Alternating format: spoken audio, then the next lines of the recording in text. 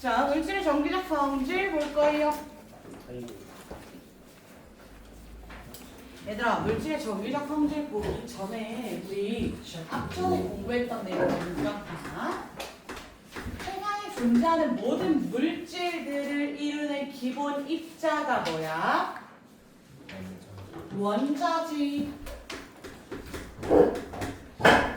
자, 그럼 다시 얘들아, 원자는 무엇과 무엇으로 이루어져 있어?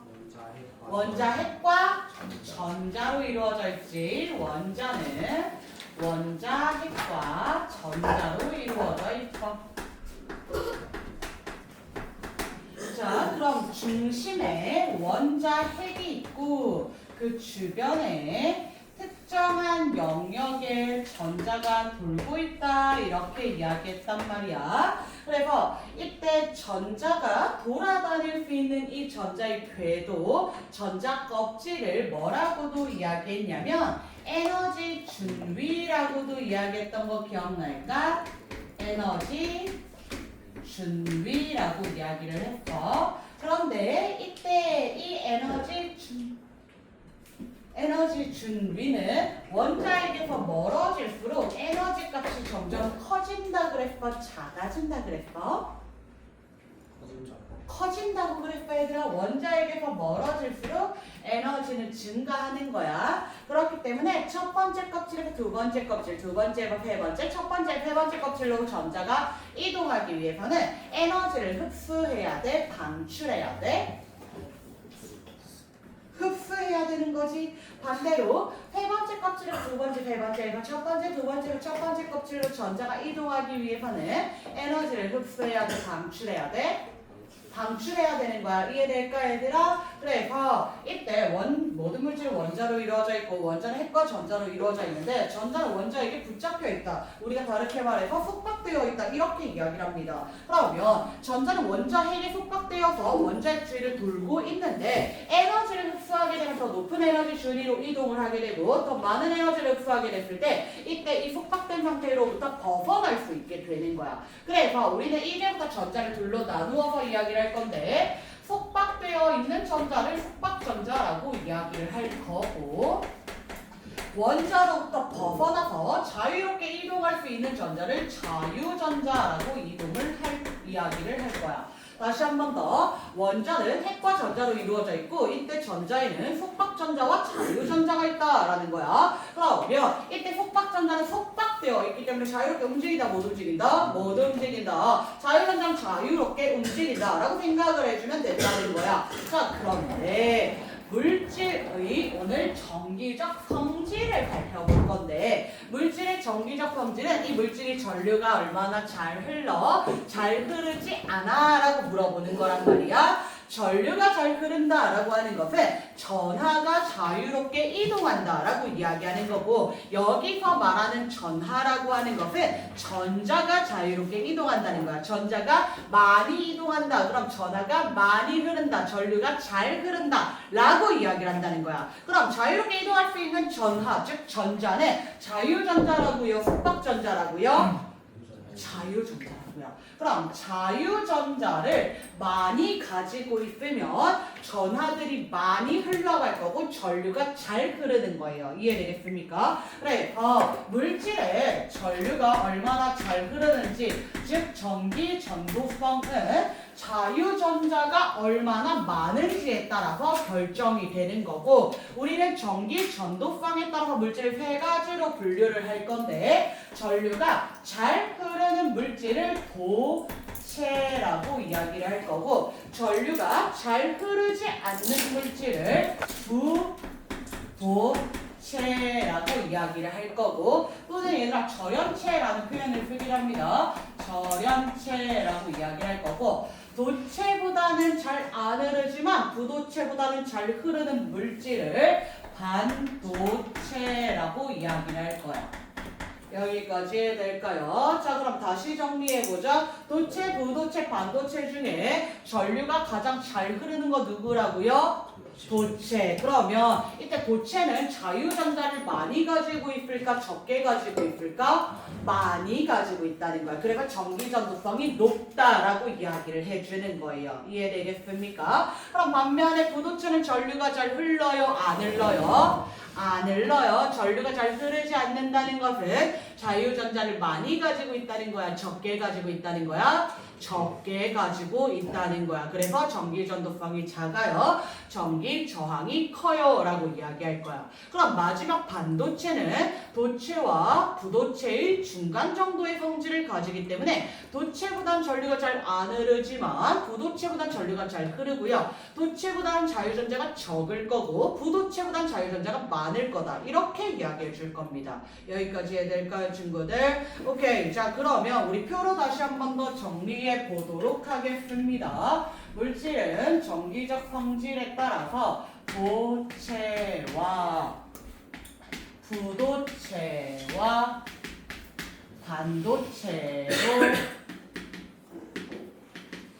나누어서 이야기를 할 거고, 이때 도체, 부도체, 반도체의 전기 전도성을 먼저 이야기를 하자. 도체는 전기 전도성이 크다고요, 작다고요? 크다. 전류가 잘 흐른다. 부도체는 전기 전도성이 크다고요, 작다고요? 작다. 전류가 잘 흐르지 않는다. 그러면 반도체는 도체와 부도체의 중간 정도의 성질을 가진다라고 이야기하면 돼. 그럼 전기 전도성 내지는 전기 전도도 이렇게 표현을 할 거고요. 반대로 얘들아, 전기 저항이라는 물리량도 비교할 건데, 전기 전도성이 크다, 전류가 잘 흐른다. 그럼 저항이 크다는 거야, 작다는 거야? 그쵸, 작다는 거야. 도체는 전기 저항이 작아요. 그럼 부도체는요, 전기 전도성이 작잖아요. 전기 저항이 크다는 거야, 작다는 거야? 크다라고 이야기를 해주는 거고, 반도체의 경우에는 도체와 부도체의 중간 정도의 전기 전도성을 가지기 때문에 전기 저항도 도체와 부도체의 중간 정도의 성질을 가진다. 이렇게 이야기를 해줄 수 있어. 얘들아, 학교에서 만일 심화 내용까지 들어간다면 어떤 표현도 같이 쓰냐면 비저항이라고 언급을 해주실 수도 있는데, 비저항이라고 하는 것에서 여기서 비는 비례식할 때 비야. 비례한다의 비야. 그래서 단순합니다. 전기 저항이 큰 물질의 경우에는 비저항이 크다라고 이야기를 할 거고, 전기 저항이 작은 물질은 비저항이 작다라고 이야기할 거야. 그냥 저항의 비다라고 생각해 주시면 됩니다. 이해될까요? 그럼 다시 한 번 더. 도체는 비저항이 크다고요, 작다고요? 얘들아, 집중해서 따라오자. 여기 어렵지 않아? 어렵지 않아? 도체는 비저항이 크다고요, 작다고요? 작다고요. 그 다음 부도체는 비저항이 크다고요, 작다고요? 크다. 반도체는 비저항이 도체와 부도체의 중간 정도이다. 이렇게 이야기를 해줄 겁니다. 될까요? 자, 그러면 이때 이 전기 전도성이나 전기 저항을 결정하는 것은 결국에 자유전자라고 이야기를 했잖아. 자유전자를 많이 들고 있으면 전기 전도성이 크다라고 이야기할 거고, 자유전자를 적게 들고 있으면 전기 전도성이 작다라고 이야기하는 거예요. 그럼 바로 자유전자 보도록 하겠습니다. 도체, 자유전자 많을까요, 적을까요? 많아요. 전류가 잘 흐른다면 부도체는 자유전자가 많을까요, 적을까요? 적다라고 이야기할 거야. 그럼 반도체는 자유전자가 도체와 부도체의 중간 정도이다라고 또 이야기를 할 건데, 이때 얘들아, 반도체는 하나 더 특징을 좀 가져갈게요. 반도체는 도체와 부도체의 중간 정도의 전기 전도성, 중간 정도의 전기 저항, 중간 정도의 자유전자의 개수를 가지고 있는데, 이때 반도체는 조건에 따라서 전기 저항이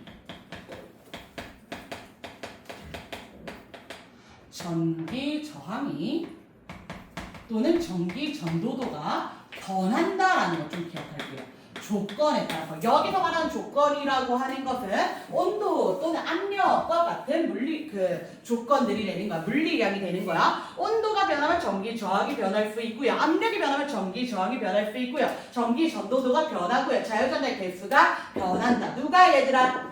반도체가 이렇게 기억해 주시면 되겠습니다. 여기까지 어렵지 않아요, 얘들아. 그런데 지금부터 어려운 내용을 조금만 이야기해 보도록 하겠습니다, 얘들아. 어려운 내용 조금만 이야기해 보도록 할게요. 자, 다시 원자로 돌아가서 원자는 핵과 전자로 이루어져 있고 전자는 특정한 에너지 준위를 돌아다닐 수 있다라고 이야기했지요. 그래서 원소의 종류에 따라서 전자가 가지는 에너지 준위는 달라진다라고 했어. 이게 어디에서 이어지는 내용이냐면 스펙트럼에서 이어지는 내용입니다. 원소의 종류에 따라서 전자의 에너지 준위가 다르기 때문에 전자가 흡수하거나 방출할 수 있는 에너지가 다르다라고 이야기했던 거 기억날까요? 반대로 말하면 우리가 불연소 스펙트럼, 흡수 또는 방출 스펙트럼을 보면 원소의 종류와 질량비를 알 수 있다 이렇게 이야기했던 거 기억납니까? 왜냐하면 원소의 종류에 따라서 가질 수 있는 에너지 준위가 다르고 흡수하거나 방출할 수 있는 에너지 값이 다르기 때문에 스펙트럼에서 나타나는 선의 위치가 달라진다라고 이야기했던 거야. 이해될까? 그럼 같은 종류의 원소라면 이 에너지 준위가 모두 같잖아요. 이해될까요? 그래서 예를 들어서 얘들아, 내가 철이라는 원자가 있다라고 해볼게. 근데 원자가 하나 있는 게 아니라 고체 상태일 때는 수많은 원자가 있을 거잖아.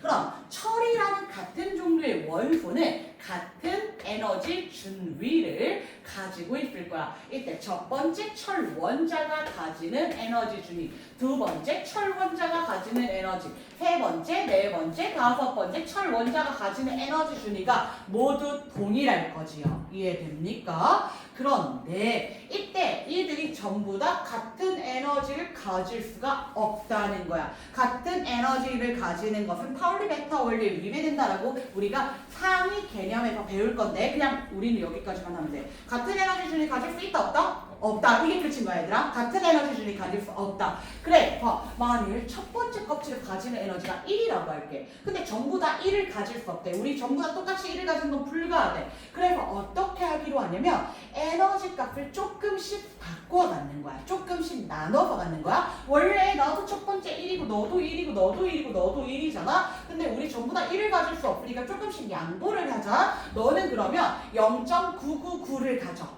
그럼 나는 0.998을 가질게. 나는 1.001을 가질게. 나는 1.001을 가질게. 이렇게 에너지 준위가 조금씩 갈라지게 된다는 거야. 이해될까요? 그래서 에너지 준위가 조금씩 갈라져서 1, 2랑 비슷한 값들로 이렇게 나눠 가지게 된단 말이야. 그럼 얘들아, 점이 모이면 뭐가 되지? 점이 모이면 선이 되지. 선이 모이면 뭐가 되지?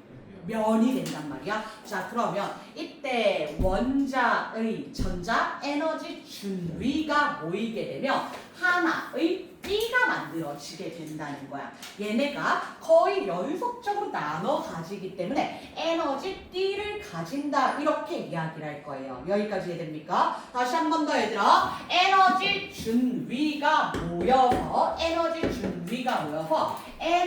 띠를 가지게 되더라. 에너지 띠를 가지게 될 거야. 그러면 이때 에너지 띠를 관찰을 해봤더니 우리가 에너지 준위에 전자 채워져 있었지요? 그러면 에너지 띠에 전자를 채우는 거야. 그럼 전자를 채울 때는 에너지가 낮은 영역, 즉 첫 번째 껍질부터 전자를 채워갔단 말이야. 그럼 전자를 채우는 거야. 전자를 이렇게 채우는 거야. 다시 뭐 또 전자를 이렇게 에너지 띠에 채우는 거야. 전자를 채웠더니 전자가 여기까지만 채워지더라라는 거야. 그럼 전자가 채워진 가장 마지막 에너지 띠를 우리는 뭐라고 이야기할 거냐면 원자가띠 이렇게 이야기할 거야. 원자가띠. 얘들아, 가장 바깥 껍질에 채워져서 화학 반응에 참여하는 전자를 우리 원자가 전자라고 이야기했지요. 그럼 에너지 T에서 전자가 채워진 가장 마지막 에너지 T는 원자가 T 이렇게 이야기를 한다는 거야. 여기까지 이해됩니까? 자, 그러면 원자가 T 위에도 에너지 T는 여전히 존재해, 얘들아. 여전히 존재하는데 에너지 준위는 존재하는데 에너지 T는 존재하는데 여기에 전자 존재해, 안 해? 안 해. 에너지 T 위에 있는 이 에너지 T를 원자가 T 위에 있는 이 에너지 T는 이제부터 전도띠라고 이야기할 거야. 전도띠라고 이야기할 거야. 전도띠. 한 2년 전까지는 유행했거든. 기모티. 근데 이제 지나가지고 얘들아 그래서 다시 우리가 에너지띠에서는 전자가 차지 가장 마지막 에너지띠를 원자값띠라고 이야기할 거고 원자값띠 위에 있는 에너지띠를 전도띠라고 이야기할 거야. 여기까지 됩니까? 그럼 에너지띠에 있는 전자가 전도띠로 이동을 하게 되면 그때부터 자유롭게 움직일 수 있는 전자가 된다고 생각하면 돼. 다시 한 번 더. 원자값띠에 있는 전자는 속박된 전자인 거야. 자유롭게 움직일 수 있다 없다? 없다는 거야. 자유롭게 움직이기 위해서는 원자값띠의 전자가 어디로 이동을 해야 된다고?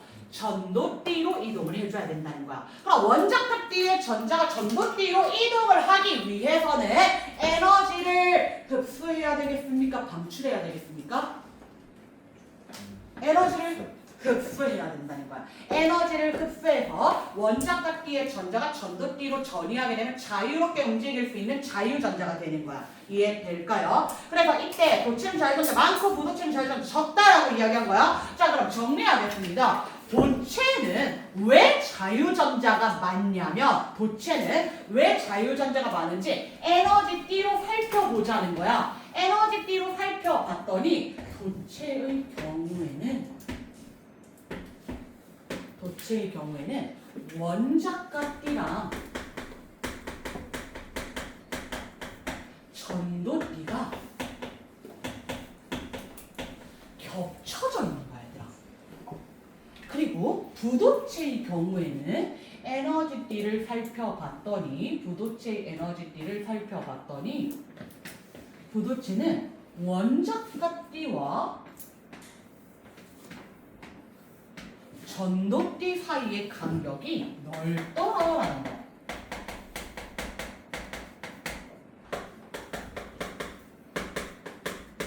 그럼 봐봐. 도체에서는 원자값띠와 전도띠가 겹쳐져 있기 때문에 원자값띠의 전자가 전도띠로 전이할 때 에너지가 많이 필요해? 조금 필요해? 겹쳐져 있어. 많이 필요해? 조금 필요해?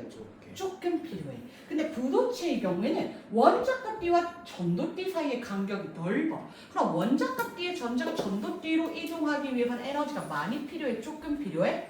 많이 필요해. 이해될까요? 이때 원자값띠와 전도띠 사이의 간격을 띠간격이라고 하거든. 띠틈 또는 띠간격이라고 이야기를 하는데 이때 도체는 띠간격이 없어. 띠틈이 없어. 근데 부도체는 띠간격이 넓어. 띠틈이 넓어. 그래서 얘는 에너지를 조금만 먹어도 되고 얘는 에너지를 많이 먹어야 된다는 거야. 그러면 이때 에너지를 조금 먹는 게 쉬워? 많이 먹는 게 쉬워? 조금 먹는 게 쉬워. 그럼 자유전자는 도체일 때 많이 만들어지겠어? 부도체일 때 많이 만들어지겠어? 도체일 때. 그건 거야, 얘들아. 다시 정리하자. 그럼 도체는 자유전자가 많아요. 왜냐하면 에너지띠로 봤더니 띠 간격이 넓더라, 좁더라? 좁더라, 없더라라고 이야기할 거야. 띠 간격이 없더라. 얘네 그냥 붙어있더라. 띠 간격이 없어. 그냥 겹쳐져 있는 거야. 그래서 전도띠에 있는 원자값띠에 있는 전자가 전도띠로 쉽게 이동할 수 있고 자유전자가 많이 생기더라 라는 이야기라는 거야. 반면에 부도체의 경우에는 띠 간격이 넓다고요? 좁다고요? 넓다고요. 띠 간격이 넓으니까 원자값띠에 있는 전자가 전도띠로 이동하기 위해서는 에너지를 많이 먹어야 돼. 많이 먹는 거는 어렵다고, 힘들다고. 그래서 자유전자가 많아요? 적어요? 적어요 라고 이야기한 거야. 이해되겠습니까? 그럼 마지막 반도체의 경우에는 어떻게 되냐면 반도체는 마찬가지로 이렇게 에너지띠 가지고 있을 건데 원자값띠와 전도띠 가지고 있을 때 이때 띠 간격이 좁더라는 거. 띠 간격이 좁아서 외부 조건에 따라서 저항이 변할 수 있고 도체보다는 저항이 크지만 부도체보다는 저항이 작다. 도체보다는 전류가 잘 안 흐르지만 부도체보다는 전류가 잘 흐르더라. 이렇게 이야기해주면 된다는 거예요. 이해될까요? 오케이, 좋습니다. 자, 그래서 이때 예시 물질 보면 도체는 전류가 잘 흐르는 물질들인 거야. 그래서 철이라든지 구리라든지 알루미늄과 같은 물질들은 전류가 잘 흐른다. 전기 전도성 크다. 전기 저항 작다. 자유전자 많다. 이 간격 좁다. 다시 한 번 더 얘들아. 도체는 전기 전도성 크고요. 전기 저항 작고요. 자유전자 많고요. 이 간격은 좁아요. 이해될까요? 그럼 부도체의 경우에는 일반적으로 우리가 생각하는 전류가 잘 안 흐르는 물질 있잖아. 나무라든지 플라스틱이라든지 고무와 같은 물질들. 전류가 잘 안 흘러요. 전기 전도성 작아요. 전기 저항은 커요. 자유전자 작아요. 띠 간격은 넓어요. 라고 이야기해줘야 된다는 거야. 자, 그리고 마지막 반도체는 얘들아 딱 두 개밖에 얘기 안 할 거라고 외웁니다. 지금 반도체는 규소와 저마늄 두 개 외웠어요. 반도체에는 뭐 있다고 얘들아? 규소와 저마늄 두 개 외울 거야. 얘들아 규소는 20번 안에 있는데 저마늄은 20번 밖에 있잖아. 그래서 우리 규소의 특징으로 저마늄의 특징도 같이 이야기해보자. 규소는 몇 번 원소입니까? 14번입니다. 몇 축이 몇 조 원소지요? 3축이 14족 원소입니다. 4족 안 돼 얘들아. 14족이야. 그래서 이 규소랑 저마늄은 모두 원자과 전자가 몇 개일까요? 4개입니다. 원자과 전자가 4개이다. 규소와 저마늄은 모두 원자과 전자 4개 가지고 있다.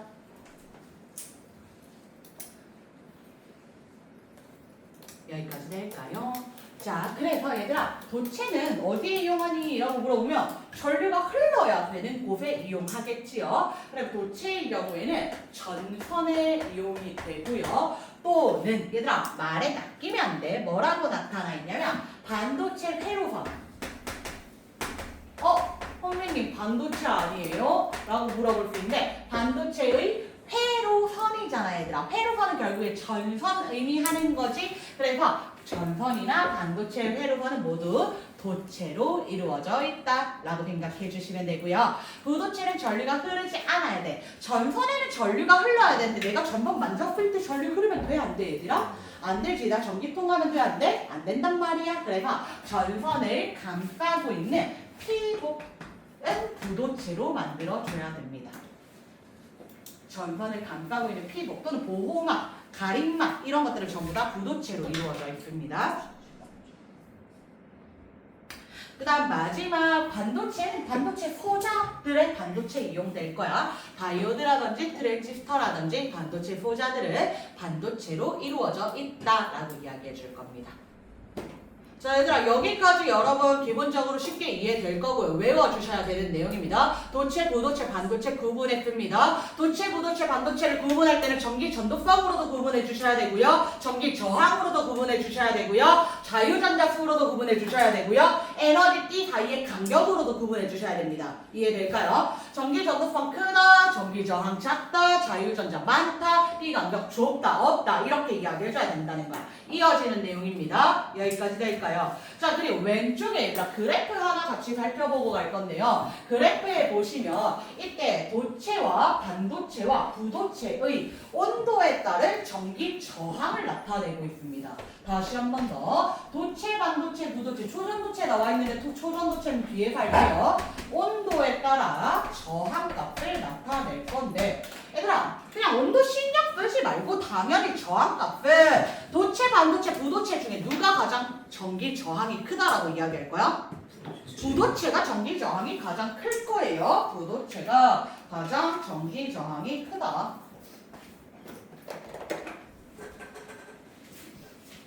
또는 뭐 절연체라고 이야기할 거야. 그 다음 전기 저항 누가 클까요? 반도체겠지요.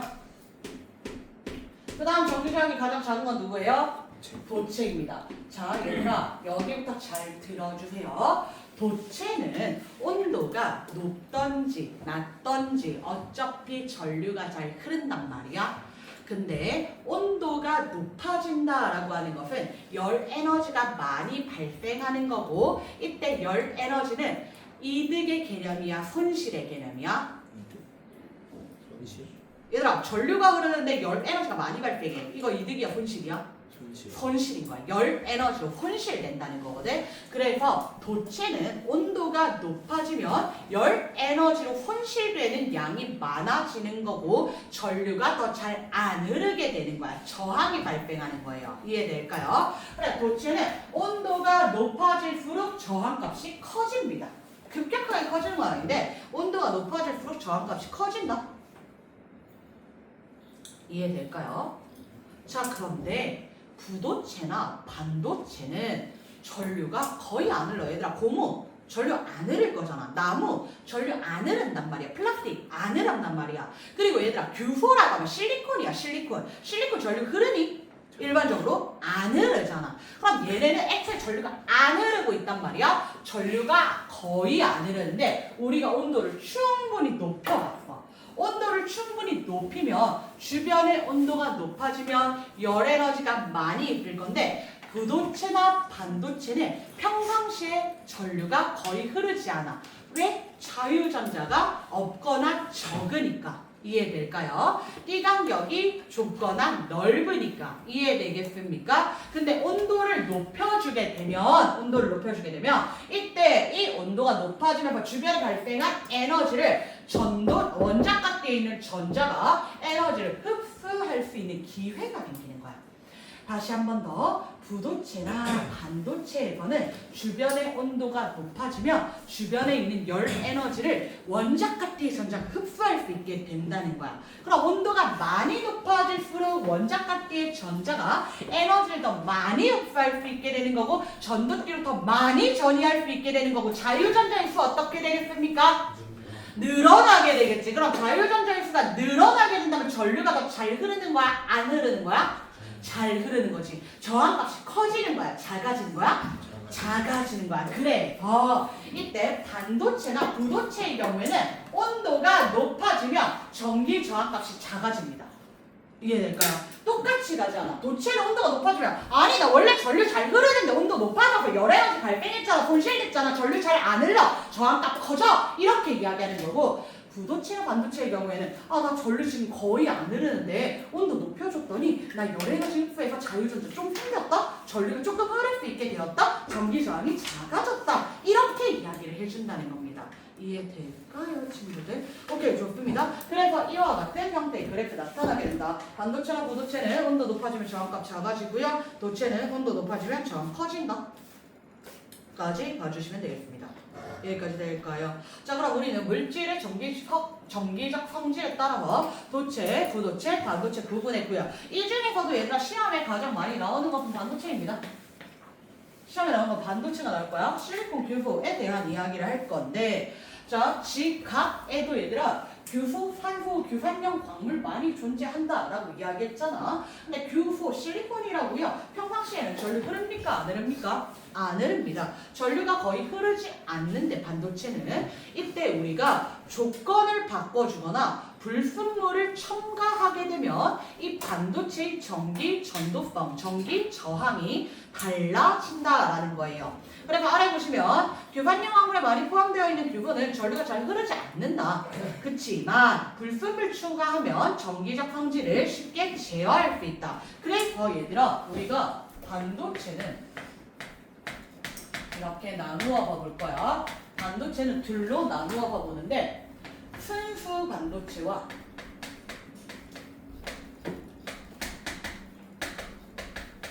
불순물 반도체로 나누어 볼 거야.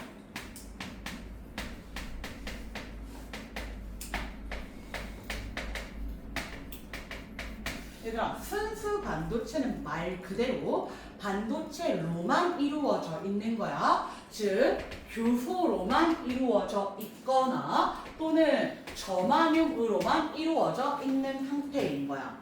그럼 규소로만 이루어져 있고 저마뇽으로만 이루어져 있을 때 이때 전류 잘 흘러요? 안 흘러요?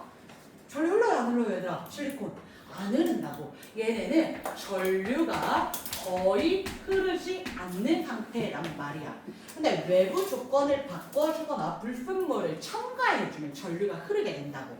그래서 이 순수 반도체에다가 우리가 불순물을 첨가하게 되면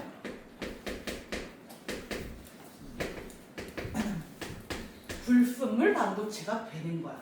이때 얘들아 불순물을 첨가하는 과정을 두 글자로 뭐라고 하냐면 도핑이라고 이야기를 합니다. 도핑. 여러분 도핑 테스트 들어보셨습니까? 스포츠 경기할 때 도핑 테스트. 도핑 테스트 약물 검사지요. 약물 검사. 그래서 내가 피 검사를 해서 이 피 안에 불순물이 들어있는지 즉 약물이 들어있는지 확인하는 게 도핑 검사입니다. 그래서 반도체에서도 불순물을 첨가하는 과정 두 글자가 뭐라고 한다고 얘들아?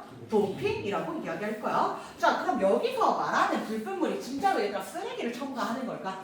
아니겠지 얘들아. 다른 물질, 규소나 점화류 외에 다른 원소를 첨가하겠다는 거고 이때 이 불순물은 어떤 것들이냐면 두 가지 있습니다. 이 불순물은 13족 원소랑 15족 원소가 있습니다. 13족 원소 또는 15족 원소를 도핑을 할 거예요. 첨가를 할 거예요. 그럼 이렇게 13족 원소와 15족 원소를 도핑을 하게 되면 불순물 반도체는 다시 두 종류로 나뉘는데요. P형 반도체와 N형 반도체 이렇게 두 종류가 있습니다. P형 반도체와 N형 반도체 두 종류가 있습니다.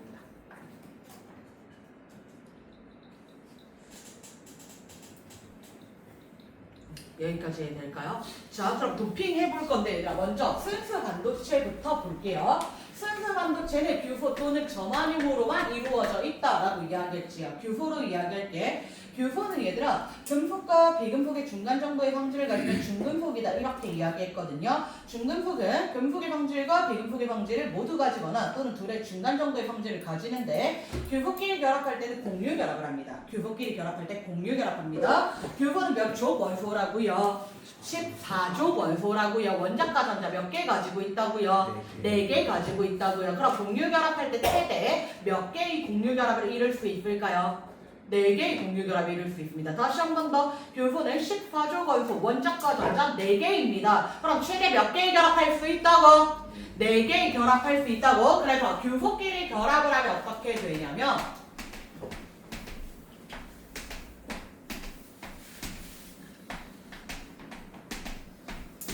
규소끼리 결합하면 규소와 규소 사이에 공유 결합을 이루면서 이와 같이 결합한 형태를 이루고 있는 것이 순수 반도체예요. 순수 반도체. 자, 그럼 이 규소에다가 불순물 13족 또는 15족 원소를 첨가하여서 도핑하여서 불순물 반도체 만들 거잖아. 그럼 불순물 반도체의 종류는 몇 가지 있다고? 두 가지 있다고. P형 반도체랑 N형 반도체 두 가지 있단 말이야. 먼저 N형 반도체부터 선생님 알려줄게 얘들아. N형 반도체부터 우리 살펴보도록 할게요.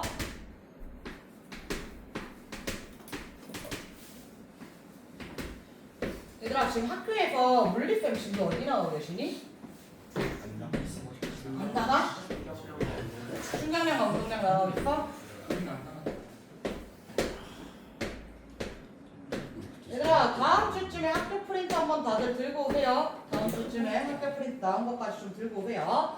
자, N형 반도체 먼저 살펴볼 건데요. N형 반도체는 15족 원소를 도핑할 때 N형 반도체 만들어지거든. 그려볼게. 나는 인 넣어볼게요 얘들아. 인 몇 족 원소지요? 15족 원소지요. 원자과 전자 몇 개 가지고 있지요? 5개 가지고 있지요. 얘들아 인, P를 도핑했다고 해서 P형 반도체 아니야. 인 도핑하면 N형 반도체 됩니다. 이거 여러분 시험 문제 풀 때 한 번씩 실수하십니다. 정말로. 자, 그러면 1을 도핑했어. 1을 첨가했어.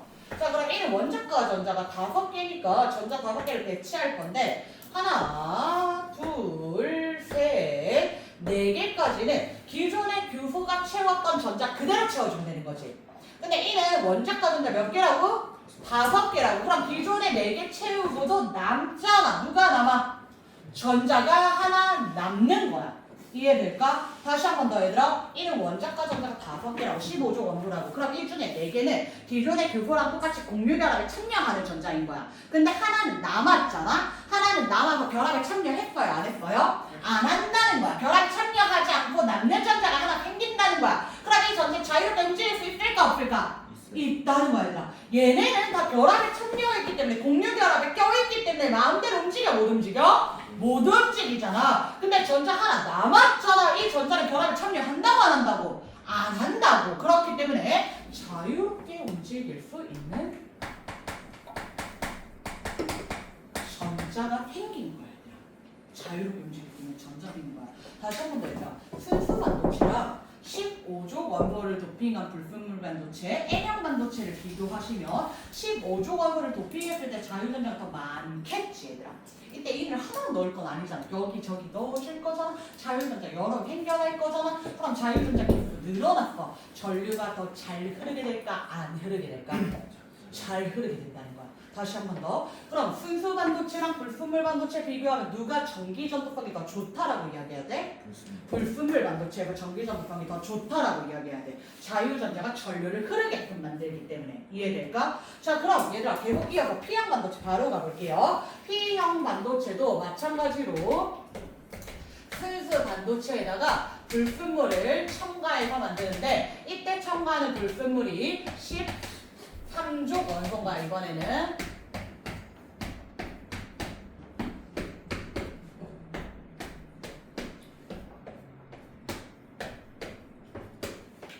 이때 13족 원소를 도핑을 합니다. 여기에다가 도핑을 해볼 때 공소 도핑할게. 그럼 13족 원소니까 원자과 전자 몇 개야?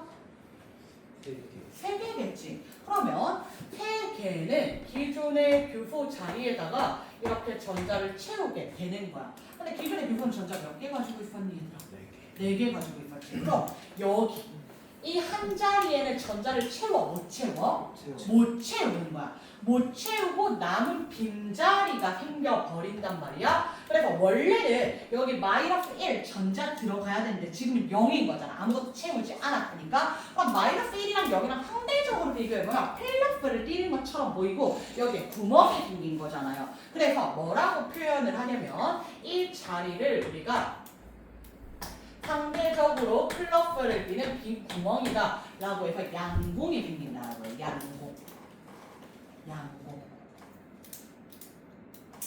양 플러스 공 구멍인 거야. 그래서 이 양공이 생기려면 이웃한 전자들이 이제 움직일 수 있는 여유 공간이 생기는 거야. 이해될까? 다시 한 번 더. 얘는 직접적으로 자유롭게 움직일 수 있는 전자가 생겼잖아. 여기서는 빈 구멍이 여유 공간이 하나 생긴 거야. 그렇기 때문에 이웃한 전자들이 자유롭게 움직일 수 있게끔 도와주는 거예요. 이해될까요? 자, 그럼 정리할게 얘들아. 우리가 13조 원소를 도핑하게 되면 상대적으로 플러스를 띠는 양공이 생겨버렸지. 이때 양이잖아 얘들아. 양 플러스. 그럼 포지티브야 네거티브야? 포지티브. 그래 P형 반도체. 다시 한 번 더. 15족을 도핑을 하게 되면 자유전자 생기게 되잖아. 자유롭게 움직일 수 있는 전자. 그럼 전자 플러스 마이너스? 마이너스. 그럼 마이너스는 포지티브야 네거티브야? 네거티브. 그래서 N형 반도체인 거야. 이해되겠습니까? 그래서 우리가 15족을 도핑하든 13족을 도핑하든 P형 반도체이든 N형 반도체이든 불순물 반도체를 만들게 되면 순수 반도체에 비해서 전기 전도성이 증가한 거야? 감소한 거야? 다시 한 번 더 얘들아. 도핑하게 되면 불순물 첨가하게 되면 순수 반도체보다 전기 전도성 증가했다? 감소했다? 증가했다. 전류가 더 잘 흐른다? 안 흐른다? 잘 흐른다. 자, 그러니까 반도체에 순수 반도체와 불순물 반도체가 있다. 순수 반도체는 원자과 전자 4개, 14조 원소, 규포, 저마듐으로만 이루어져 있고요. 불순물 반도체는 특정한 불순물, 즉 15족이나 13족 원소를 도핑한다. 그래서 이때 전류가 흐를 수 있는 입자, 얘들아 전류가 흐를 수 있는 입자라고 하는데 P형 반도체에서는 전류가 흐를 수 있는 입자를 누구로 봐야 되는 거야? 그렇지, 양봉으로 보는 거야. N형 반도체에서는 전류가 흐를 수 있는 입자 누구로 보는 거야? 자유전자 또는 그냥 전자라고 이야기하면 됩니다. 전자가 생김으로써 전기 전도도를 높인다.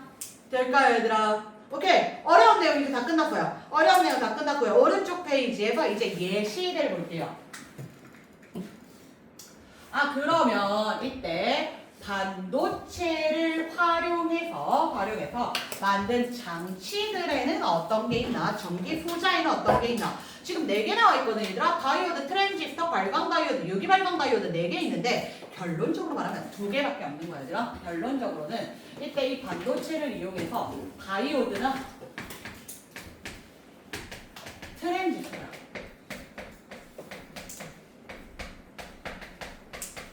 얘들아, 다이오드 설명 드리기 전에 선생님 교류랑 직류 먼저 좀 설명을 드리고 갈게요. 여러분, 직류와 교류의 차이점 기억날까요?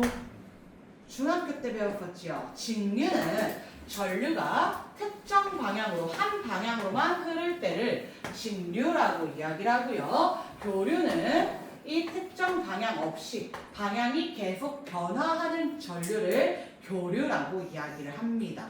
그래서 직류는 긴 짝대기 플러스드, 짧은 짝대기 마이너스드, 그게 정해짐이 있어.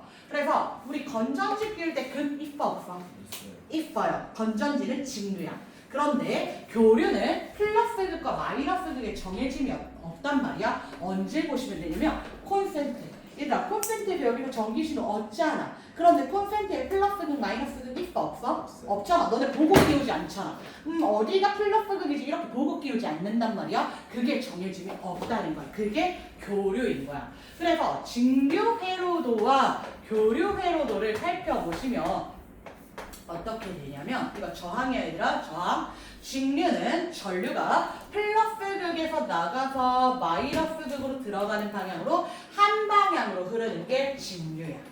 그런데 교류는 뭐냐면 시간에 따라 전류의 방향이 계속 변하기 때문에 0초일 때 봤더니 전류가 반시계 방향으로 흘러. 그런데 1초 뒤에 봤더니 전류가 시계 방향으로 흐르는 거야. 또 2초 뒤에 봤더니 반시계 방향으로, 3초 뒤에 시계 방향으로, 반시계, 시계, 반시계, 시계 왔다 갔다 하는 게 교류인 거야. 이걸 그래프로도 나타내 줄 거거든 얘들아. 그래프로 나타내면 어떻게 되냐면 시간에 따라서 전류를 나타내 보는 거야. 다시 한 번 더. 시간에 따라서 전류를 나타내 볼 건데 교류랑 직류에서 나타나는 형태가 달라.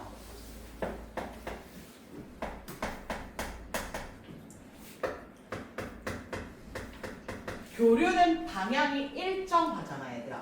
우리가 물리에서 과학에서 방향을 나타내는 방법은 오른쪽, 왼쪽, 위쪽, 아래쪽, 시계 방향, 반시계 방향도 있는데 조금 더 편리하게 나타내기 위해서 어떻게 쓴다 그랬지? 방향은 플러스, 마이너스, 부호로 쓴단 말이야.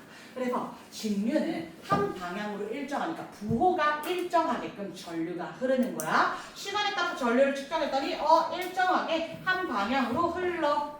이게 직류인 거야 얘들아. 교류는 시간에 따라서 방향이 계속 변하는 거잖아. 그럼 부호가 계속 변한다는 거야. 그래프로 나타내면 어떻게 그려지냐면 플러스 방향으로 흐르다가 마이너스 방향으로 흐르다가 다시 플러스 방향으로 흐르다가 마이너스 방향으로 흐르다가 플러스 방향, 마이너스 방향, 이걸 반복한다는 거야. 이게 교류를 나타내는 그래프인 거야.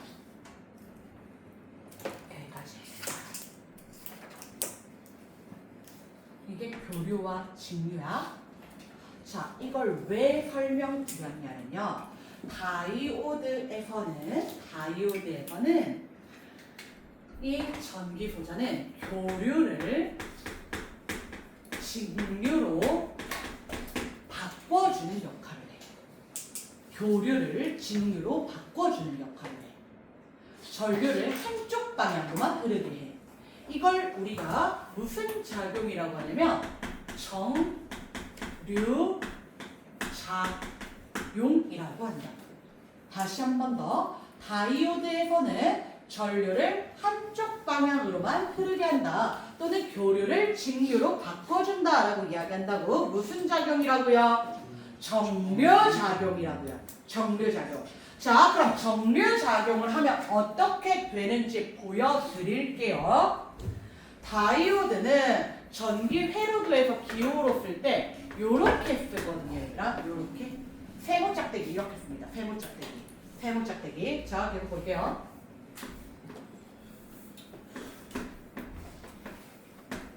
교류 전원장치가 있는 거야. 교류를 발생시키고 있는 거야. 이때 이 회로도에다가 다이오드를 끼워 넣어.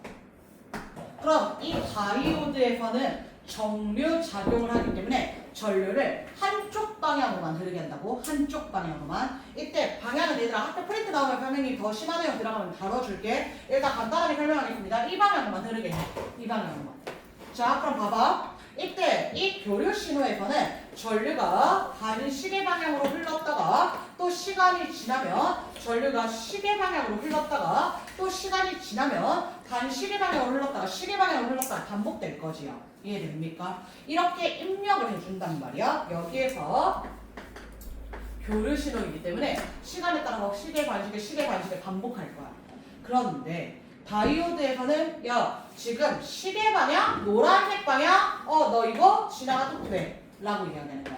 근데 반시계 방향 초록색 방향 야 이거는 지나가면 안 돼 라고 이야기하는 거야. 이게 다이오드의 역할인 거야. 이해될까요? 다시 한 번 더. 그럼 그래프로 그리면 어떻게 그리냐면 이 다이오드에서 시간에 따른 전류를 나타내 봤더니 노란색 방향 너는 흘러가도 돼 라고 이야기한 거야. 근데 초록색 방향 이 방향은 흘러가면 안 되는데 차가 다시 노란색 방향 너는 또 흘러가도 돼. 그래 다시 초록색 방향도 흘러가면 돼 안 돼? 안 돼. 이렇게 된다는 거야. 교류를 직류로 바꿔준다는 의미는 이건 거야.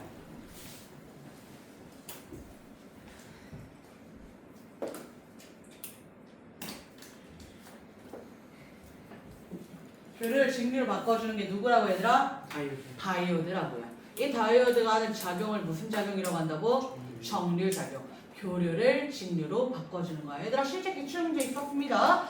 직류를 교류로 바꿔준다. 맞아? 틀려? 틀려. 교류를 직류로 정류작용 이렇게 이야기해줘야 되는 거야. 자 그러면 얘들아 그 아래 발광 다이오드, 유기 발광 다이오드 나온단 말이야. 발광 다이오드는 LED 말하는 거야. 발광 다이오드는 똑같아. 다이오드일 때 발광한대 얘가. 발광. 발광이 뭔데? 빛을 낸다 라고 이야기하지 얘들아. 빛을 낸다. 빛을 낸다. 그래서 발광 다이오드는 전류가 흐를 때 빛을 내는 장치이고 한쪽 방향으로 전류가 흐를 때 특정 방향일 때만 빛을 낸다는 거야.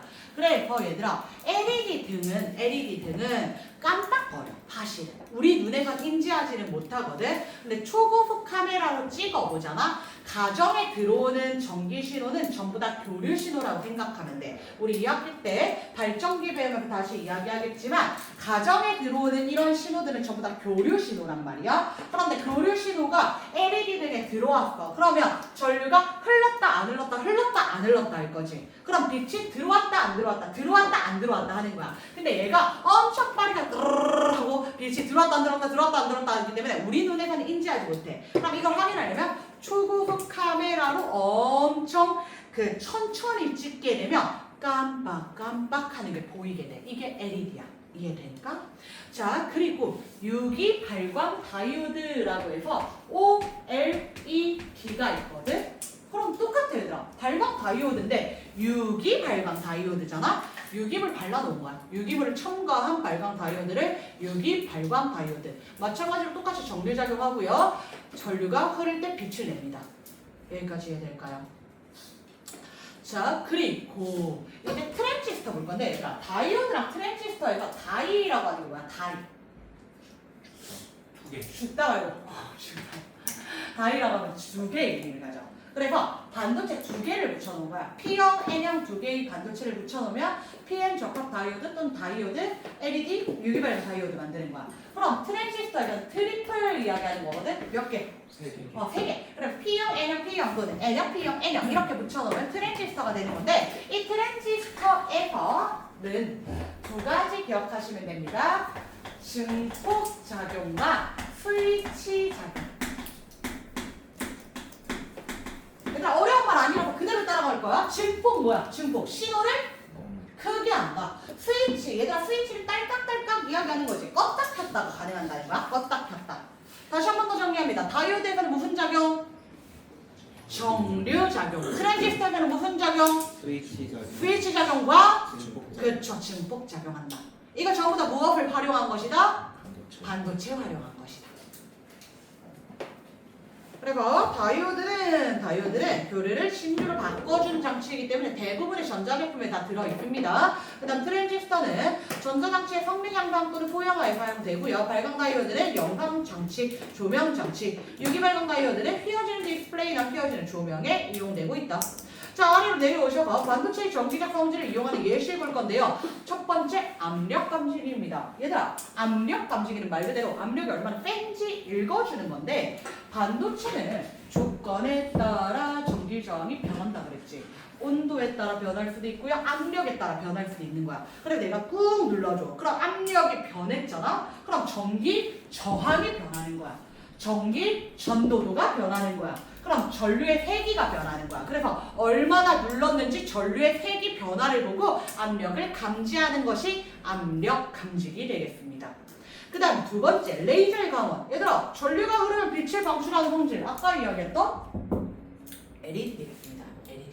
그 다음 컴퓨터의 중앙 처리 장치 CPU 이야기하는 거거든요. 그래서 이 CPU에 반도체 소자 이용되고 있다. 그 다음 태양전지. 얘들아, 태양전지는 태양광 발전기 말한단 말이야. 태양광 발전기는 무엇을 이용해서 전기에너지를 얻는 것이요? 태양빛을 이용해서 전기에너지를 얻는 거지. 태양빛은 에너지의 일종이지요. 맞습니까? 그럼 반도체에다가 태양전지에다가 빛을 쪼여주게 되면 이때 반도체가 가지고 있는 전자가 에너지를 어떻게 한다? 흡수하는 거야. 전자가 에너지를 빼고 뿅 하고 튀어나오지. 그럼 그 뿅 하고 튀어나온 전자가 이동하는 거야. 이게 결국 뭐야 얘들아? 전류인 거야. 이해될까? 다시 한 번 더. 태양전지, 태양광 발전기에서는 태양빛을 쪼여줘. 그럼 에너지 흡수하겠지. 누가 튀어나온다고요? 전자가 튀어나온다고요. 그 전자가 이동한다. 즉 전류가 흐른다 라고 이야기하는 거예요. 이게 태양광 발전입니다. 태양전지입니다. 자, 그 다음 액정 가보겠습니다. 액정은 또 다른 신소재거든요. 반도체처럼 또 다른 신소재 액정이 있는데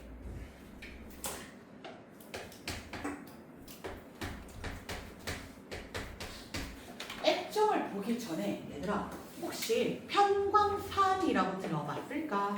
편광판. 빛을 걸러주는 장치가 편광판이거든. 우리 눈에 직접적으로 보이지는 않는데 얘들아, 빛이라고 하는 것은 전자기파의 일종이거든요. 빛은 전자기파 중에 우리 눈에 보이는 영역을 빛 내지는 가시광선이라고 해. 그래서 이 전자기파라는 파동은 연직 방향과 수평 방향이 같이 진동하면서 퍼져나가는 파동이야. 그래서 우리 눈에 직접 보이진 않지만 우리 눈에 들어오고 있는 이 모든 빛들은 이렇게 진행하는 파동이 있고요. 그 다음 이렇게 진행하는 파동이 있는 거야. 다시 전자기파라는 파동은 이렇게 진행하는 파동과 이렇게 진행하는 파동이 같이 오고 있는 거야. 파동이. 우리 눈에 보이진 않아 얘들아. 우리 눈에 보이진 않아. 파동이 이렇게 오는 파동이 있고요. 이렇게 오는 파동이 있는 거야. 오케이? 될까? 그래서 편광판은 어디에 쓰냐면 선글라스인 거야 얘들아. 여러분 편광 필름 못 봤어도 선글라스 다 본 적 있잖아. 선글라스의 목적은 뭐냐면 내가 선글라스를 끼면 햇빛을 차단해 주는 것이요. 근데 얘들아 아예 안 보이면 돼? 안 돼? 안 되지. 그럴 거면 눈 감고 다니겠지. 그치? 선글라스를 끼면 조금 덜 밝아 보인단 말이야. 눈부심을 막아준단 말이야. 왜 그러냐면 선글라스에는 편광 필름이 붙어 있는 거야. 원래는 수직 방향과 수평 방향의 빛이 내 눈에 이렇게 딱 들어온단 말이야. 너무 눈부셔서 내가 선글라스를 이렇게 띄워줘요. 편광 필름을 막아주면 이 수평 방향은 들어오는데 연직 방향은 못 들어오는 거야. 그럼 빛의 세기가 강해지겠어요? 약해지겠어요? 약해지는 거야. 절반으로 줄어드는 거야. 이게 편광 필름인 거야. 여기까지 이해될까 얘들아? 다시 한 번 더. 편광 필름은 이렇게 수평과 연직으로 들어오는 빛 중에 절반을 소거시켜주는 게 편광 필름이다라고 생각하면 돼. 편광 필름이다. 여기까지 해야 될까? 그럼 내가 편광 필름을 2개 준비했어. 편광 필름에 다 방향이 있거든? 그럼 이렇게 세로 방향 편광 필름과 세로 방향 편광 필름을 이렇게 맞대어 놓잖아? 그럼 연직 방향 빛만 내 눈에 들어오는 거야. 절반이 사라진 거야. 다시 가로 방향 평광 필름과 가로 방향 평광 필름을 맞대어 놓잖아. 그럼 가로 방향 빛만 들어오는 거야. 빛이 절반으로 줄어든 거야. 그런데 세로 방향 평광 필름과 가로 방향 평광 필름을 이렇게 놔둬. 그럼 얘들아 여기서 절반 줄어들었지. 가로만 들어왔지. 여기서 이제 세로만 들어올 수 있지. 근데 세로 있어 없어? 없어. 그럼 내 눈에 빛 들어와 안 들어와? 안 들어와. 이해될까? 이해될까? 그래 평광 필름을 얘들아 이렇게 나란히 하면 조금 어두워 보이고요. 이렇게 세로로 그 수직으로 하면 아예 안 보이게 됩니다. 까맣게 보이게 됩니다. 이게 평광 필름이야. 자 그럼 액정 들어갈게요 얘들아. 액정. 액정은 고체와 액체의 중간 정도의 성질을 가진 가늘고 긴 분자들의 모음이야. 가늘고 긴 분자들의 모음이야. 자, 그래서 이때 이 액정셀이라고 하는 것은 뭐냐면 액정셀이라고 하는 것은 두 개의 평광 필름의 평광판에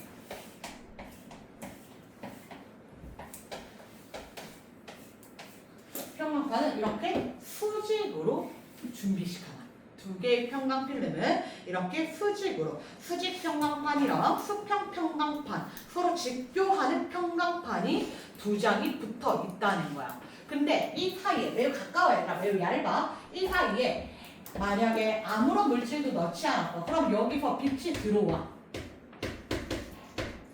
이때 수직 평광판과 수평 평광판을 지나고 빛 나올까 안 나올까? 안 나온다고 얘들아. 안 나온다고. 여기까지 이해됩니까? 되겠습니까? 그런데 이 수직 평광판과 수평 평광판 사이에 액정을 채워놔. 액정을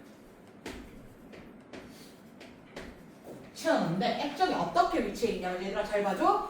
여기서 액정이 이렇게 수직 방향으로 있는 거야. 그 다음 조금 틀어진 거야. 조금 더 틀어진 거야. 조금 더 틀어진 거야. 조금 더 틀어진 거야. 조금 더 틀어진 거야. 이해될까? 다시 저 끝에 있는 액정 알갱이는 이렇게 있었다고. 근데 이 끝에 있는 액정 알갱이는 이렇게 있단 말이야. 초초초초초 이렇게 된다. 초초초초초 이렇게 된다는 거야. 그럼 이렇게 액정 알갱이를 채워놓잖아. 그럼 빛이 들어왔다. 수직의 빛과 수평의 빛이 들어왔는데 수직 평광판을 지나게 되면 이때 수직인 빛만 남아서 들어올 거잖아요. 수평의 빛이 사라졌잖아요. 근데 이 빛이 액정을 따라가는 동안 차 같이 휘어지게 되는 거야. 그럼 수평 평광판 나올까 못 나올까? 나온다는 거야 얘들아. 이러면 수평 평광판에도 빛이 나오게 된다는 거야. 이게 액정이 해주는 역할인데 주의해야 돼 얘들아. 전압을 걸지 않은 상태. 전원을 켜지 않았다가는 의미가 아니야 얘들아. 여기에 힘을 걸어주지 않았을 때, 전압을 걸어주지 않았을 때는 이와 같이 빛이 방출이 됩니다.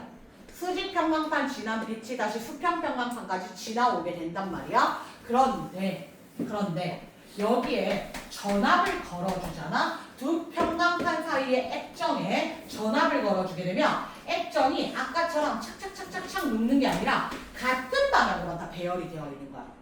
그럼 수직 평광판을 지나온 빛이 그대로 진행을 할 거잖아요. 그럼 수평 평광판 나와 못 나와? 못 나와. 전압을 걸어주면 빛이 안 나온다는 거야. 이거 반대로야 얘들아. 반대로야. 액정에서는 이것만 주의하시면 됩니다. 어려운 건 없습니다. 어려운 거 없어요. 액정에서는 전압을 안 걸어주면 빛이 방출되고요. 전압을 걸어주면 빛이 방출되지 않는다. 그래서 이 LCD 여러분 핸드폰에 이용하지요. 핸드폰에 이용하고요. 옛날 TV, 요새 TV는 거의 LED 쓰고 있긴 한데 TV에도 이용하고요. 전자계산기, 온도계에 이용되고 있다. 이게 액정입니다.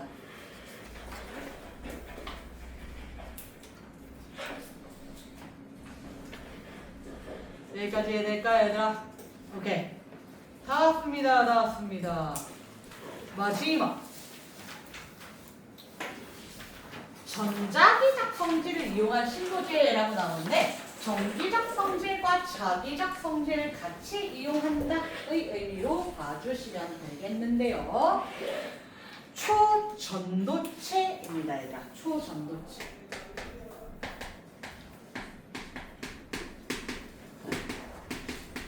자, 초전도체는 전기적 성질과 자기적 성질을 모두 가져요.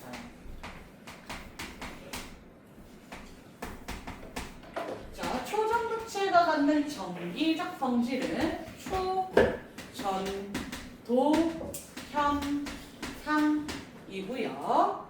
초전도체가 갖는 자기적 성질은 마, 이, 스, 너, 효, 다 라고 이야기를 합니다. 자, 초전도 현상과 마이스너 효과 모두 임계 온도 이하에서만 일어나거든. 임계 온도라고 하는 것은 초전도 현상이 나타나기 시작하는 마이스너 효과가 나타나기 시작하는 특정 온도를 임계 온도라고 이야기를 합니다. 매우 낮습니다. 다 영하입니다. 자, 그래서 초전도 현상은 임계 온도 이하에서 전기 저항이 0이 됩니다. 저항이 모두 사라져버리는 거야. 손실이 사라져버리는 거야. 그 다음 마이스너 효과는 임계 온도 이하에서 외부 자기장을 밀어내는 것을 마이스너 효과라고 합니다. 청력 같습니다. 다 가야 얘들아. 조금만 더 집중하자. 우리의 창문이 한층 더 깨끗해져. 조금만 더 집중하자. 자, 그래서 얘들아 다시 한 번 더 그냥 이거 외워주면 돼. 초전도체는 초전도 현상과 마이스너 효과가 있다. 초전도 현상은 임계온도 이하에서 저항이 0이 된다. 마이스너 효과는 임계온도 이하에서 외부 자기장을 밀어낸다. 끝! 어렵지 않아요. 그래서 얘들아 이때 이 초전도 현상과 마이스너 효과를 이용한 예시가 뭐냐면 첫 번째 초전도 현상을 이용한 예시 초전도 케이블입니다. 도선으로 쓰겠다는 거야. 얘들아 저항이 없으면 손실이 없단 말이야. 손실이 없으면 더 멀리까지 보낼 수 있는 거 우리에게는 이득인 거지. 어쩔 수 없이 손실이 발생하는데 초전도 케이블 초전도체로 만들었더니 초전도 현상에 의해서 열손실이 없네라는 거야.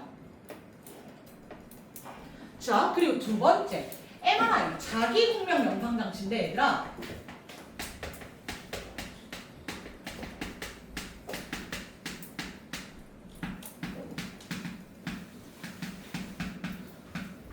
낚이면 안 돼 얘들아. 선생님 자기공명 영상장치니까 자기적 성질을 이용한 거 아닌가요? 마이스너 효과 아닌가요? 라고 물어볼 수 있는데 너는 MRI 찍어왔어? 안 찍어왔어? 나도 안 찍어왔는데 그거 되게 비싸던데. 이렇게 사람을 이렇게 강박해가지고 속박해가지고 묶어가지고 엥 하고 넣었다 엥 하고 빼내면서 여기가 부러졌네요 여기가 아프네요 라고 이야기하는 게 자기공명 영상장치 MRI란 말이야. 그럼 MRI의 목적은 뭐냐면 인체 내부를 투과하는 거야. 이때 자기공명 영상장치잖아. 자기장을 이용해서 인체 내부를 투과합니다. 근데 선생님 이거 왜 정기적 성질인가요? 왜 초전도 현상인가요? 라고 생각할 수 있는데 이때 저항이 작잖아. 저항이 작다는 것은 다르게 말해서 전류의 세기가 어떻다는 거야? 크다라는 거야. 그럼 전류가 발생하면 여러분 중학교 때 잠깐 배웠습니다. 전류가 발생하면 앙페르 법칙에 의해서 주변에 무엇이 만들어진다고 그랬지? 그렇죠. 자기장이 만들어집니다. 그럼 전류가 세면 자기장의 세기도 당연히 어떻게 되겠어? 강해져요. 그래서 그 강한 자기장을 이용해서 자기 공명 영상장치, 인체 내부를 사진 촬영한다는 거예요. 이해됩니까? 그래서 얘들아 MRI는 정기적 성질을 이용한 거라고 자기적 성질을 이용한 거라고? 다시 MRI 자기 공명 영상장치는 정기적 성질을 이용한 거야? 자기적 성질을 이용한 거야?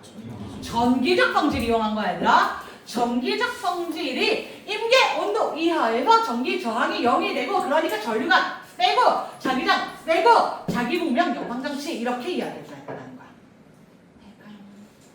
그 다음에 자기적 성질을 이용한 예시에는 하나만 나와요. 자기 구성열차.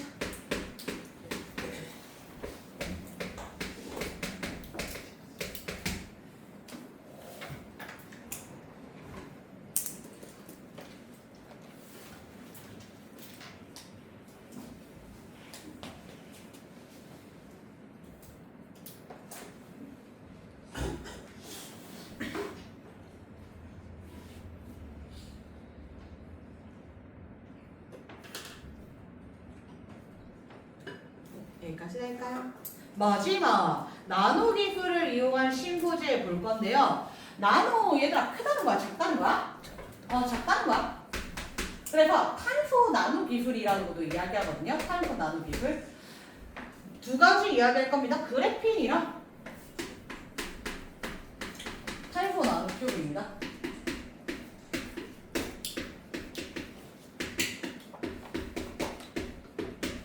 네, 일단 그래핀은 탄소 원자들끼리 결합을 하는데 육각형 벌집 모양을 가지고요. 평면 구조를 가집니다. 얘들아, 탄소 우리 금속이야, 비금속이야? 비금속이지. 근데 비금속인데 탄소의 흑연은, 탄소로 이루어진 흑연은 예외적으로 전류가 흐르는 물질이었지. 이 그래핀이라고 하는 것은 흑연을 한층 뜯어낸 거야, 얘들아. 흑연을 한층 뜯어낸 거야. 여러분들 그래핀을 만들 수 있어? 어떻게 만들면 되냐면 샤프심이나 연필심에다가 스카치 테이프 붙였다 떼내잖아? 그럼 그게 그래핀인 거야. 그래서 걔를 매우 확대해서 보면 아니야 신경 쓰지 마. 매우 확대해서 보면 육각형 벌집 모양의 평면 구조를 가지고 있다는 거야. 그러면 이때 흑연의 한 층을 떼어낸 그래핀은 전류가 잘 흐를까 안 흐를까? 얘들아 흑연 전류 잘 흘러 안 흘러? 흘러. 흑연 전류 흘러. 비금속이지만 예외적으로 전류 흐른다고요. 그럼 흑연의 한 층을 떼어낸 그래핀은 전류 흐를까 안 흐를까? 흘러 얘들아. 흑연이니까. 흑연의 한 층 떼어낸 거니까. 이해될까? 그래서 이때 그래핀은 열 잘 전달하고 전류도 잘 흐르고 투명합니다. 매우 얇기 때문에 투명하고요. 단단하고 잘 휘어진다. 그 다음 탄소 나노튜브인데요. 얘들아 탄소 나노튜브는 방금 만든 그 그래핀을 김밥처럼 똘똘 말아주면 돼. 그래 튜브 모양으로 만든 거야. 그럼 얘들아 다시 흑연 전류 흐른다고 안 흐른다고? 흐른다고. 흑연의 한 층을 떼어낸 그래핀 흐른다고 안 흐른다고? 흐른다고. 그럼 그래핀을 말아놓은 탄소 나노튜브 전류 잘 흐른다고 안 흐른다고? 흘러요 라고 이야기해주면 된다는 거야. 이해될까? 그래서 이때 탄소 나노튜브는 전류 잘 흐른다, 열 잘 전달한다, 그리고 가볍고 강도 높다까지 기억해 주시면 됩니다. 근데 이들의 단점은 뭐냐면 얘들아 나노단위 기술은 원래 비싸, 어려워, 잘 안 보이잖아. 되게 작으니까. 그래서 비쌉니다. 비용적으로 비싸고요. 대량으로 생산하는 것이 어렵다. 그 다음 수속이나 저장 어렵다. 그리고 얘들아 단점이 하나 더 나오는 게 뭐냐면 저항을 변화시키기 어렵다라고 나옵니다. 전기적 성질을 변화시키기 어렵다. 아까 반도체는 외부 온도나 압력에 따라서 또는 도핑 여부에 따라서 전기 저항이 달라진다 그랬지. 근데 나노 기술인 그래핀이나 탄소 나노튜브는 저항을 바꿀 수 있다 없다? 없다. 전기적 성질 바꾸지 못한다라는 거야. 그래서 이때 그래핀은 휘어진 디스플레이나 이북형 컴퓨터, 야간 투시용 콘택트, 렌즈 반도체에 사용되고요. 탄소 나노튜브는 첨단 현미경, 탐신 나노 필백, 금속이나 세라믹과 섞어 강도를 높인 복합 재료로 이용됩니다. 학교에서 다룰지 안 다룰지 모르겠는데 왼쪽에 플로렌이라고 나오거든요. 얘들아 플로렌 이렇게 이야기하는데요. 플로렌도 마찬가지로 탄소로 이루어진 거고요. 오각형과 육각형의 조합으로 만들어진 축구공 모양입니다. 그래서 이 플로렌은 어디에 쓸 수 있냐면 축구공 모양이기 때문에 이 안에 내가 약을 넣어서 내 몸에 원하는 곳으로 운송시키는 역할을 합니다. 이거 학교 프린트 나오는 거 얘들아 선생님 전달 좀 해주세요. 아직 여기까지 진도 안 나온 것 같긴 하지만. 자, 그리고 과제는 얘들아 이번 주 과제 분량 많지 않습니다. 113페이지까지고요. 대실에 이 해당 단원 꼼꼼히 암기해오세요. 꼼꼼히 암기해오세요. 오늘 정리해드린 내용 그렇게 많지 않았습니다. 도체, 부도체, 반도체 정리하고요. 반도체에 대한 이야기 했고요. 그 다음 신소재에 대한 이야기 마저 했습니다. 오늘 여기까지 할 거고요. 오늘 과제 다 안 하신 분 그리고 테스트 10문제까지 못 맞추신 분은 남아서 선생님이랑 클리닉 일정 좀 조율하셔야겠습니다. 바로 가시면 안 됩니다. 다시 물려옵니다.